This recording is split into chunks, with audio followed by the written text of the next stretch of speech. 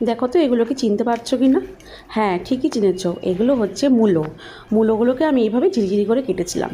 আজ তোমাদের সাথে শেয়ার করব মূলো বটির একটি রেসিপি। নমস্কার, আমি পায়েল পাল আর আমার চ্যানেলে তোমাদেরকে ওয়েলকাম। প্রথমে মূলোগুলোকে আমি ওরকম ঝিরিঝিরি করে কেটে নিয়েছিলাম। তারপরে আমি কড়াইতে গরম তেল দিয়ে তার মধ্যে দিয়েছিলাম সর্ষে ফোড়ন আর একটা শুকনো লঙ্কা ফোড়নে দিয়েছিলাম। তারপর আমি মূলোগুলোকে নুন আর হলুদ দিয়ে ভালো করে একটু নাড়াচাড়া করে নিয়েছিলাম, করে একটু ঢেকে দিয়েছিলাম, কারণ মূলোর থেকে যে জলটা বেরিয়েছিল ওতেই মূলোটা সিদ্ধ হয়ে যাবে। ঢাকা দেওয়াটা আমি তোমাদের সাথে শেয়ার করিনি।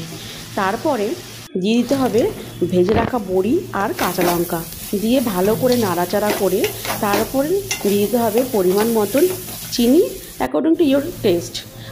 আপনাদের স্বাদ অনুযায়ী চিনি দিয়ে দিলেন। তারপরে নামানোর আগে একটু ধনেপাতা দিয়ে গরম গরম সার্ভ করুন এই মূলো বটি।